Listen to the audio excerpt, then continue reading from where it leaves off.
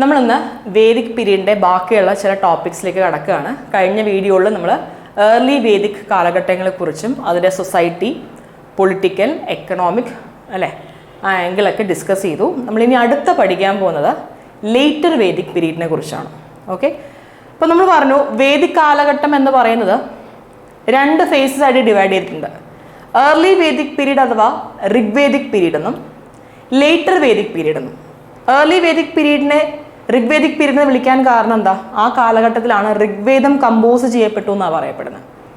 അപ്പോൾ അതിൻ്റെ ടിപ്പിക്കൽ ഫീച്ചേഴ്സൊക്കെ നമ്മൾ കണ്ടാണ്. സൊസൈറ്റി കുറച്ചുകൂടി ഇഗാലിറ്റേറിയൻ സൊസൈറ്റി ആയിരുന്നു. പൊളിറ്റിക്കൽ ലൈഫ് നോക്കുകയാണെങ്കിൽ കുറച്ചുകൂടി മൊണാർക്കിൽ ഭരണമാണ്, രാജന എന്നൊരു കോൺസെപ്റ്റൊക്കെ വന്നു എന്ന് പറഞ്ഞു. എക്കണോമിക് ആംഗിൾ നോക്കുകയാണെങ്കിൽ പ്രൈമറി ഒക്കുപ്പേഷൻ കാറ്റിൽ റെയറിംഗ് ആണ്.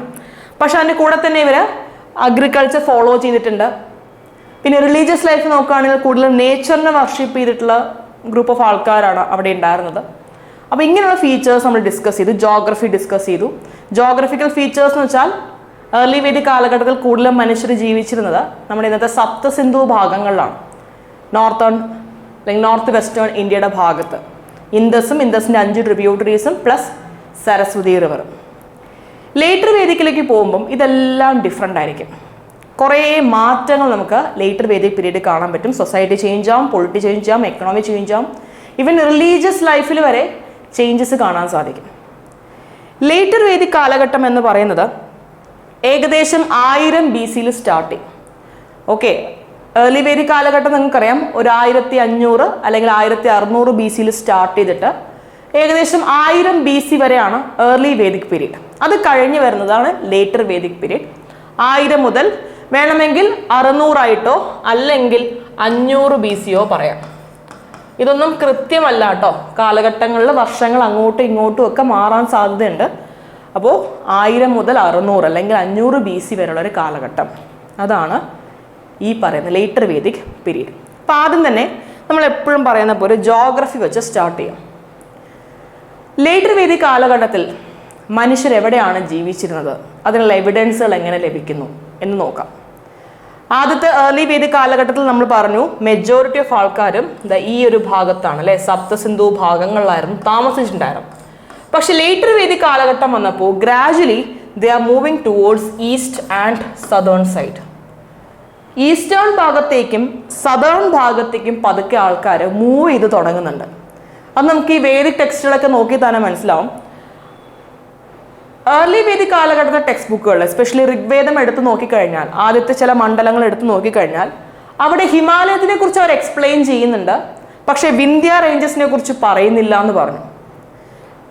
സിന്ധു നദിയെക്കുറിച്ച് പറയുന്നുണ്ട്, പക്ഷെ ഗംഗ യമുന നദിയെക്കുറിച്ച് വളരെ കുറച്ച് മാത്രമേ പറയുന്നുള്ളൂ. അതുകൊണ്ടാണല്ലോ അവർ ഇവിടെ സെറ്റിൽ ചെയ്തു എന്ന് നമ്മൾ പറയാൻ കാരണം. പക്ഷേ ലേറ്റർ വേദിക് കാലഘട്ടം വന്നപ്പോൾ gradually they are moving towards east and southern side. അതിനുള്ള എവിഡൻസും വേദിക് ടെക്സ്റ്റുകൾ തന്നെയാണ്. പതുക്കെ പതുക്കെ ഗംഗയെക്കുറിച്ചും യമുനയെക്കുറിച്ചും കൂടുതൽ ആൾക്കാർ സംസാരിക്കാൻ തുടങ്ങുന്നു.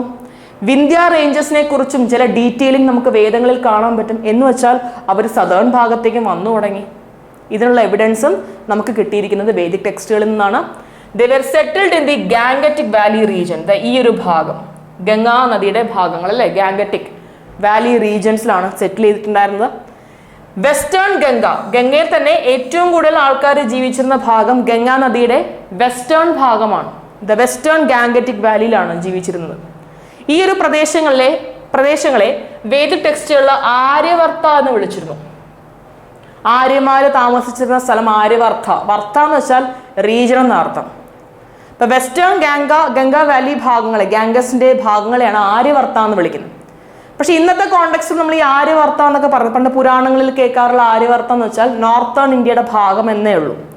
ആര്യവർത്ത, മധ്യവർത്ത, ദക്ഷിണവർത്ത. ദക്ഷിണവർത്ത എന്ന് വെച്ചാൽ സൗത്ത് ഇന്ത്യ, മധ്യവർത്ത എന്ന് വെച്ചാൽ സെൻട്രൽ ഇന്ത്യ, ആര്യവർത്ത എന്ന് വെച്ചാൽ നോർത്തേൺ ഇന്ത്യ. പക്ഷെ വേദിക് ടെക്സ്റ്റുകളിൽ ആര്യവർത്ത എന്ന് ഉദ്ദേശിക്കുന്നത് ഏത് റീജിയനാണ്?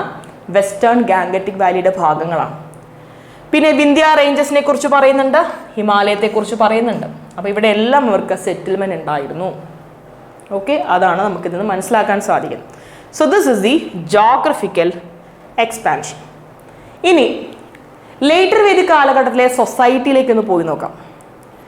ഏർലി വേദിക് കാലഘട്ട സൊസൈറ്റി ഈക്വൽ സൊസൈറ്റി ആണെന്ന് പറഞ്ഞു. സ്ത്രീകൾക്കും അത്യാവശ്യം നല്ലൊരു കണ്ടീഷനൊക്കെ ആയിരുന്നു, വിമന്റെ കണ്ടീഷൻ മെച്ചപ്പെട്ടിട്ടുണ്ടായിരുന്നു. ഇതിങ്ങനെയൊക്കെ കുറേ കാര്യങ്ങൾ പറഞ്ഞിരുന്നു അല്ലേ. പക്ഷേ നമ്മൾ ലേറ്റർ വേദിക് കാലഘട്ടത്തിലേക്ക് വരുമ്പോൾ society was divided into 4 varnas. 4 വർണ്ണങ്ങളായിട്ട് ഡിവൈഡ് ചെയ്തിട്ടുണ്ടായിരുന്നു. ഓക്കെ, ഇതിനെ ചതുർവർണ്ണ സിസ്റ്റം എന്നാ പറയുന്നത്. 4 വർണ്ണങ്ങൾ ചതുർവർണ്ണ: ബ്രാഹ്മണ, ക്ഷത്രിയ, വൈശ്യ, ശൂദ്രാസ്. ഇതിനെയാണ് ചതുർവർണ്ണ എന്ന് പറയുന്നത്. ബ്രാഹ്മണ, ക്ഷത്രിയ, വൈശ്യ, ശൂദ്രാസ്. ഇതും പോരാഞ്ഞിട്ട് ഈ 4 വർണ്ണാസിന് ഉപരി അൺടച്ചബിൾ ക്ലാസും ഉണ്ടായിരുന്നു. അൺടച്ചബിൾസ്. പക്ഷെ അൺടച്ചബിൾസിന് ഏറ്റവും വലിയ പ്രോബ്ലം എന്താണെന്ന് വെച്ചാൽ ഇവർ ഈ 4 കാസ്റ്റിലും വരത്തില്ല. ഈ 4 വർണ്ണത്തിലും പെടാത്ത ആൾക്കാരാണ്. അവർക്കും താഴെ, ശൂദ്രാസിനും താഴെയാണ് ഇവരുടെ സ്ഥാനം, അൺടച്ചബിൾസ്. അന്നത്തെ വേദിക് ടെക്സ്റ്റുകളിൽ അൺടച്ചബിൾസിനെ പല പല പല കമ്മ്യൂണിറ്റി നെയിം കൊണ്ടാണ് വിശേഷിപ്പിച്ചിട്ടുണ്ടായിരുന്നത്. നിഷാദാസ്, ചണ്ടാലാസ്, ഷബർ എന്നൊക്കെ പറയുന്നതൊക്കെ പല പല അൺടച്ചബിൾ കമ്മ്യൂണിറ്റീസ് ആണ്. അവർ ഈ വർണ്ണത്തിൽ തന്നെ ഇല്ല. 4 വർണ്ണത്തിനും പുറത്തുള്ള ആൾക്കാരാണ് അൺടച്ചബിൾസ് എന്ന് പറയും. ഈ വർണ്ണ വേറൊന്നുമല്ല. ഈ വർണ്ണ സിസ്റ്റം എന്ന് വെച്ചാൽ ഒരാളുടെ ഒക്കുപ്പേഷൻ അനുസരിച്ച്, ഒരാളുടെ ജോബിനനുസരിച്ചും ഒരാളുടെ കളറിനനുസരിച്ചും കമ്മ്യൂണിറ്റിയെ നമ്മൾ ഡിവൈഡ് ചെയ്യുന്നുണ്ടെങ്കിൽ, സൊസൈറ്റിയെ ഡിവൈഡ് ചെയ്യുന്നുണ്ടെങ്കിൽ അതാണ് വർണ്ണ എന്ന് പറയുന്നത്. വർണ്ണ എന്ന വാക്കിന്റെ അർത്ഥം തന്നെ കളർ എന്നാണ് അല്ലേ. പക്ഷെ കളറിന്റെ ബേസിസിൽ മാത്രമല്ല, primarily it was based on occupation. അതുപോലെ തന്നെ വർണ്ണം, കളറും ഒരു കൺസിഡറേഷൻ ആയിട്ട് എടുക്കാറുണ്ട്. ബ്രാഹ്മണ, ക്ഷത്രിയ, വൈശ്യ, ശൂദ്രാസ്. ബ്രാഹ്മണന്മാരുടെ ജോലി എന്താ? അവർ അമ്പലങ്ങളിലെ പുരോഹിതന്മാരായിട്ട്, അമ്പലങ്ങൾ ആ സമയത്തൊന്നും ഇല്ല, പക്ഷേ ദൈവങ്ങൾക്ക് ഒരു പുരോഹിത സ്ഥാനമുള്ള ആൾക്കാരാണ് അല്ലേ ബ്രാഹ്മണാസ് എന്ന് പറയുന്നത്. ഇവർ മന്ത്രങ്ങളും തന്ത്രങ്ങളൊക്കെ കാണിക്കുന്ന ആൾക്കാരാണ്. ക്ഷത്രിയന്മാരെന്ന് വെച്ചാൽ യോദ്ധാക്കന്മാരാണ്, യുദ്ധങ്ങൾ ചെയ്ത് പരിചയമുള്ള ആൾക്കാരാണ്. വൈശ്യാസ് എന്ന് വെച്ചാൽ എക്കണോമിക് ഡോമിനേഷൻ ഉള്ള ആൾക്കാരാണ്. അത് പണം കൈകാര്യം ചെയ്യുന്ന ആൾക്കാർ, ആർട്ടിസൻസ് ആയിക്കോട്ടെ, ട്രേഡേഴ്സ് ആയിക്കോട്ടെ, ഇവരെല്ലാം ഈ വൈശ്യ കമ്മ്യൂണിറ്റിയിൽ വരും. ശൂദ്രന്മാരെന്ന് വെച്ചാൽ മെജോറിറ്റി ഓഫ് ആൾക്കാരും കർഷകരായിരിക്കും. പെസന്റ് കമ്മ്യൂണിറ്റിയാണ് ഈ ശൂദ്രാസ് എന്ന് ഉദ്ദേശിക്കുന്നത്. പക്ഷെ അവർക്ക് വേറെ ജോലി ചെയ്യാം. Primarily predominantly the community was peasant കമ്മ്യൂണിറ്റിയാണ്, പെസൻട്രി കമ്മ്യൂണിറ്റി ആയിരുന്നു. ഓക്കെ, ആദ്യത്തെ ഈ 3 വർണ്ണാസ്, അതായത് ബ്രാഹ്മണ, ക്ഷത്രിയ, വൈശ്യ, ഈ 3 വർണ്ണാസിനെ നമ്മൾ ദ്വിജ എന്നാണ് അറിയപ്പെടാറുള്ളത്. ദ്വിജ എന്ന് വെച്ചാൽ ട്വൈസ് ബോൺ, 2 വട്ടം ജനിച്ച വ്യക്തി എന്ന അർത്ഥം. ദ്വിജ എപ്പോഴൊക്കെ 2 പ്രാവശ്യം ജനിക്കുക എന്ന് പറയുന്നത്? ഒന്ന് നോർമൽ ജനനം, 2 ഉപനയനം കഴിഞ്ഞു കഴിഞ്ഞാലും മറ്റൊരു ജന്മമായിട്ടാണ് കണക്കാക്കപ്പെടുന്നു. ഉപനയനം എന്ന് വെച്ചാൽ ഈ എഡ്യൂക്കേഷൻ, പൂനൂല് ധരിക്കുന്ന പരിപാടിയില്ലേ, വെയറിംഗ് ദ സീക്രട്ട് ത്രെഡ്, എഡ്യൂക്കേഷനായിട്ട് എൻ്റർ ചെയ്യുന്നൊരു പ്രായം, അതാണ് ഉപനയനം കാലഘട്ടം എന്ന് പറയുന്നത്. അപ്പോൾ നോർമൽ ബർത്ത് ഒരു ബർത്താണ്. അത് പോരാഞ്ഞിട്ട് ഉപനയനം സെറമണി കഴിഞ്ഞാലും അതും ഒരു ബർത്തായിട്ട് കണക്കാക്കാറുണ്ട്. എന്ന് വെച്ചാൽ ആദ്യത്തെ 3 വർണ്ണത്തിൽപ്പെട്ട ആൾക്കാർ, ബ്രാഹ്മണാസും ക്ഷത്രിയാസും വൈശ്യസും എന്ത് ധരിക്കാറുണ്ട്? പൂനൂല് ധരിക്കാറുണ്ട്. പക്ഷെ ശൂദ്രാസിന് പൂനൂല് ധരിക്കാറില്ല. ശൂദ്രാസിന് ഉപനയനം എന്ന സെറമണിയേ ഇല്ല. അങ്ങനെയാണെന്നാണ് പറയപ്പെടുന്നത്. പതുക്കെ സ്ത്രീകളുടെ കണ്ടീഷൻ മോശപ്പെടാൻ തുടങ്ങി. ഏർലി വേദിക് കാലഘട്ടത്തിൽ സ്ത്രീകൾക്ക് അത്യാവശ്യം നല്ലൊരു സിറ്റുവേഷൻ, നല്ലൊരു സ്റ്റാറ്റസ് ഒക്കെ ഉണ്ടായിരുന്നു. പക്ഷേ ലേറ്റർ വേദിക്കിലേക്ക് വന്നപ്പോൾ വിമന്റെ കണ്ടീഷൻ മോശപ്പെടാൻ തുടങ്ങി. റിലീജിയൻ കുറച്ചുകൂടി സ്ട്രിക്റ്റ് ആയിട്ടും കൺസർവേറ്റീവ് ആയിട്ടും മാറാൻ തുടങ്ങിയപ്പോൾ കുറച്ച് അൺഓർത്തഡോക്സ് ആയിട്ടുള്ള റിലീജിയസ് ഫിലോസഫീസ് പാരലലി ഫോം ചെയ്യപ്പെടാൻ തുടങ്ങി. ഫോർ എക്സാമ്പിൾ ബുദ്ധിസം, ജെയിനിസം തുടങ്ങിയവ. ഇതൊക്കെ ഓർത്തഡോക്സ് ആയിട്ടുള്ള ഫിലോസഫി എതിർത്തുകൊണ്ട് വന്നിട്ടുള്ള അൺഓർത്തഡോക്സ് ആയിട്ടുള്ള ഫിലോസഫീസ് ആണ് ബുദ്ധിസം, ജെയിനിസം. ഇത് എമേർജ് ആവുന്നത് ഈ സമയത്താണ്. ഓർത്തഡോക്സ് ഫിലോസഫി കൂടിയപ്പോൾ അവർ പ്രോമിനന്റ് ആയി. ഗോത്ര സിസ്റ്റം എമേർജ് ആവുന്നതും ഈ സമയങ്ങളിലാണ്. ഗോത്രം എന്ന് പറഞ്ഞാൽ വേറൊന്നുമല്ല, ഒരു ക്ലാൻ പോലുള്ള സംഭവമാണ് ഗോത്രം. ഇവർക്കൊരു കോമൺ ആൻസിസ്റ്റർ ഉണ്ടാവും. ഫോർ എക്സാമ്പിൾ എൻ്റെ പേര് ആതിര എന്നാണ്, എൻ്റെ മക്കളുടെ മക്കൾ, അവരെല്ലാവരും ഒരു സിംഗിൾ ഗോത്രമാണ്. കാരണം അവർക്കെല്ലാം ഒരു കോമൺ ആൻസിസ്റ്റർ ഉണ്ട്, ഞാൻ. അപ്പൊ എൻ്റെ പേരിലായിരിക്കും ആ ഗോത്രം അറിയപ്പെടാൻ പോകുന്നു അല്ലെ. അതുപോലെ ഇവർക്കെല്ലാവർക്കും ഗോത്രം എന്ന് വെച്ചാൽ ഒരു കൈൻഡ് ഓഫ് ക്ലാൻ സിസ്റ്റമാണ്. ഇവർക്കെല്ലാവർക്കും ഒരു കോമൺ ആൻസിസ്റ്റർ ഉണ്ടാവും. ഇതുപോലെ പല പല ഗോത്രങ്ങളുണ്ട്. ഈ ഗോത്രങ്ങളുടെ എമർജൻസും ലേറ്റർ വേദിക് കാലഘട്ടങ്ങളാണെന്നാണ് പറയപ്പെടുന്നത്. ഗോത്രാസിന്റെ ഏറ്റവും പെർട്ടിക്കുലർ ഫീച്ചർ എന്താണെന്ന് വെച്ചാൽ ഇവർ ഒരേ ഗോത്രത്തിൽ നിന്നും വിവാഹം കഴിക്കില്ല. 2 മാരേജുകൾ നടക്കുന്നുണ്ടെങ്കിൽ, മാരേജസ് ഒക്കെ ഒറ്റ ഗോത്രത്തിൽ നിന്നല്ല, 2 ഗോത്രങ്ങൾ തമ്മിലാണ് നോർമലി കല്യാണങ്ങൾ കഴിക്കാറുള്ളത്.